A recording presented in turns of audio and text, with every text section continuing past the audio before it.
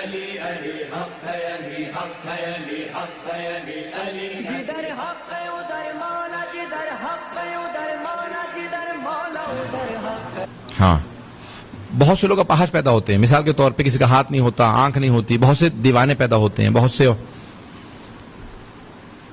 Number ایک، اللہ سبحانہ تعالیٰ اگر کسی کی کوئی چیز سلب کرتا ہے تو اس کے بدلے میں اس کو ضرور کچھ نہ کچھ بدل دیتا ہے. جس کی بینائی نہیں ہوتی اس کے دوسرے حواس اتنے تیز ہوتے ہیں جتنے میرے اور آپ کے ہو ہی نہیں سکتے. تو اللہ اگر ایک محرومیت دیتا ہے تو اس کا بدلہ ضرور دیتا ہے. لیکن اگر کوئی ایسی محرومیت ہو جس کا کوئی بدل نہ ہو اس دنیا میں، تو آخرت میں اس کا اجر بہت زیادہ ہوتا ہے. جو دنیا کے اندر بچہ بچپنے میں انتقال کر جائے، یا معذور ہو یا دیوانہ ہو، مجنون ہو، تو آخرت میں اس کا کوئی حساب کتاب نہیں، سیدھا جنت میں چلا جائے گا. اس کا آخرت میں بدل ہے. کچھ لوگ ایسے ہوتے ہیں جو دنیا میں آ کے اپاہج ہو جاتے ہیں، یا دنیا ہی میں اپاہج آتے ہیں، ٹانگ نہیں ہے، پاؤں نہیں ہے، ہاتھ نہیں ہے. میں یہاں پہ ایک واقعہ سنا دیتا ہوں تاکہ تھوڑا سا آسان ہو جائے سمجھنا. علامہ امینی صاحب الغدیر، جنہوں نے الغدیر لکھی 20 جلدوں پہ، 11 جلدیں چھپی، اب تک 9 جلدیں اب تک نہیں چھپ سکی، وہ رجال کی بحث اب تک نہیں چھپی. تو انہوں نے 20 جلدوں پہ الغدیر لکھی واقعہ غدیر کو ثابت کرنے کے لیے، اور ایک بھی روایت شیعہ کتاب سے نہیں لی. الغدیر پوری کتاب لکھی اہل سنت کی کتابوں سے کہ 20 جلدوں میں ثابت کیا کہ غدیر خم کے اندر رسول خدا نے علی کی ولایت کا اعلان کیا. ان کا ایک پاؤں لنگڑا کے چلتے تھے، پاؤں خراب تھا. وہ خود کہتے ہیں کہ میں حرم امیر المومنین میں نجف میں رہتے تھے، بچپنے میں نجف چلے گئے تھے، پوری زندگی نجف رہے تھے. الغدیر لکھ رہے تھے، مجتہد بنے تھے، پوری زندگی گلا دی تھی حرم میں خدمت کرتے ہوئے، نماز وہیں پڑھاتے تھے. الغدیر لکھ رہے تھے. وہ کہتے ہیں شب جمعہ میں حرم میں زیارت پڑھ رہا تھا، جناب امیر کی زیارت پڑھی، اس کے بعد زیارت وارثہ. شب جمعہ میں مستحب ہے امام حسین کی زیارت. کہا میں نے جناب امام حسین علیہ السلام کی زیارت پڑھی، 2 رکعت نماز پڑھ کے میں گھر جانے والا تھا، اچانک دیکھا کہ ایک آدمی جو اپاہج تھا وہ بھی اسی طرح سے لنگڑاتا ہوا آیا، زری پہ ہاتھ رکھا، ایک بدو عرب. اس نے کہا یا علی کل صبح تک میرا پاؤں ٹھیک ہو جائے، نہیں تو میں آپ کو مارنا چھوڑ دوں گا. علامہ امینی کہتے ہیں میں گھر جا رہا تھا، رک گیا دیکھنے کے لیے کہ کیا ہوتا ہے. آپ کہنے لگے کہ جس طرح سے اس نے مانگا ایسا جیسے کوئی قرضہ دے کے گیا وہ دھار واپس مانگ رہا ہو، میرے پیسے واپس کرو. میں نے دیکھا کہ اس میں کوئی ادب نہیں، مانگنے کا کوئی سلیقہ نہیں. پھر اس کے پاؤں کو دیکھا، گارا لگا ہوا، اس کا مطلب ہے وضو بھی کر کے نہیں آیا، گارے سمیت ایسے آ گیا. پوری رات اس کو دیکھتا رہا، قرآن پڑھتا رہا، دعا پڑھتا رہا، لیکن دیکھتا رہا یہ کیا کر رہا ہے. پوری رات کبھی سو رہا ہے، کبھی ادھر اس کو دیکھ لیا، اس کو دیکھ لیا، نہ کوئی دعا پڑھی، نہ کوئی زیارت، نہ قرآن، کچھ نہیں. پوری رات اس کو دیکھتا رہا. پھر اس نے جیسی اذان ہوئی فجر کی، اس نے نماز وغیرہ کی کوئی تیاری نہیں کی، فوراً چل کے دیکھا میرا پاؤں ٹھیک ہوا یا نہیں ٹھیک ہوا. دیکھا تو اس کا پاؤں ٹھیک ہو گیا، اور کوئی خوش بھی نہیں ہوا. زری پہ ہاتھ رکھا، یا علی شکریہ میرا پاؤں ٹھیک ہو گیا، میں جا رہا ہوں، خدا حافظ. اس کا تو پاؤں ٹھیک ہو گیا، میرا دل ٹوٹ گیا. 35 سال سے نجف میں خدمت کر رہا ہوں، آج تک میرا پاؤں ٹھیک نہیں ہوا. علامہ امینی کہتے ہیں 35 سال سے، اور الغدیر لکھ رہا ہوں پچھلے 20 سال سے. لیکن کہیں گے میری میں اتنی جرت نہیں تھی کہ میں مولا سے شکوہ کر سکتا.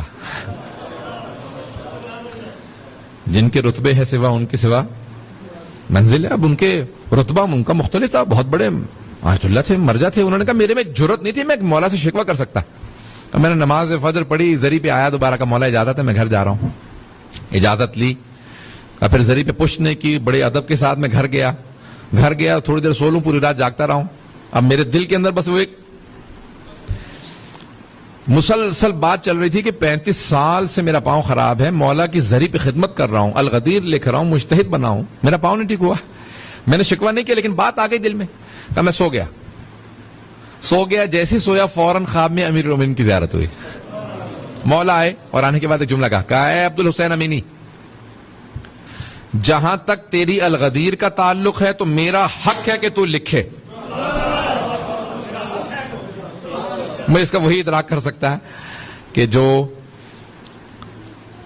اس معاملے کو سمجھے کہ مولا فرما رہے میرا حق ہے کہ تو لکھے، میرا حق ہے، میری ولایت کا تجھ پہ حق ہے. کہ اوروں میں صلاحیت نہیں ہے کہ وہ لکھ سکیں، تجھ میں صلاحیت ہے، یہ میرا حق ہے کہ تو لکھے، میرا حق ہے کہ تو الغدیر لکھے. نمبر 2، جہاں تک تیرے اجتہاد کا تعلق ہے آخرت میں بہت بدل ہے، اور الغدیر کے بھی بدلے میں تجھے میں آخرت میں جو کچھ ملے گا دنیا میں تو سمجھ ہی نہیں سکتا.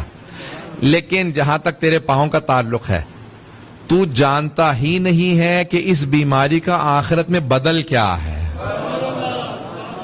اگر میں تیرا پاؤں ٹھیک کر دوں، اور میں طاقت رکھتا ہوں، ولایت رکھتا ہوں، میں ولایت رکھتا ہوں تیرا پاؤں ٹھیک کر دوں، لیکن نہیں ٹھیک کر رہا کیونکہ تو جانتا نہیں ہے آخرت میں بدل کیا. اور سن، اگر تم مجھ سے یہ بھی کہہ دینا یا علی میں ماننا چھوڑ دوں گا میرا پاؤں ٹھیک کر دیں، تب بھی تیرا پاؤں ٹھیک نہیں کروں گا. نہیں، توجہ سے سنیے گا. کہا کیونکہ وہ جو کہہ رہا تھا نا کہ یا علی میں ماننا چھوڑ دوں گا، وہ واقعا ماننا چھوڑ دیتا. اس کا بس اتنا ہی ایمان تھا، پاؤں ٹھیک ہوگا تو مانوں گا، نہیں تو نہیں مانوں گا. کہ تو اگر مجھے کہہ بھی دے کہ میں یا علی آپ کو ماننا چھوڑ دوں گا، میں تیرا تب بھی پاؤں ٹھیک نہیں کروں گا، کیونکہ جانتا ہوں تو جائے گا کہاں. یہاں ناراض ہو کے باہر نکلے گا، وہاں پھر واپس آ کے مجھ سے معافی مانگے گا، یا علی جسارت ہو گئی مجھے معاف کر دے. کہ مجھے پتا تو کہیں نہیں جائے گا. کہ لیکن وہ اس کا ایمان بس اتنا ہی تھا. اذان گرامی، بعض اوقات دنیا کے اندر چھوٹی چھوٹی پریشانیاں، بیماریاں، پریشانیاں ہوتی ہیں، انسان کو معلوم نہیں ہوتا آخرت میں اس کا بدل کیا ہے. اللہ اگر ایک چیز سے محروم کرتا ہے تو اس کے بدلے میں اس دنیا اور آخرت میں کیا دیتا ہے وہ ہم نہیں جانتے. اگر بات واضح ہے تو انشاءاللہ تعالی یہ جو آزمائشی دنیا کے اندر آتی ہیں، ان تمام چیزوں کے بدل ہوتے ہیں. ان تمام چیزوں کے آخرت کے اندر بدل ہے. چاہے وہ معذوری ہو، کوئی بھی چیز ہو، اس کا آخرت میں بہت بڑا ہمارے لیے بدل موجود ہے.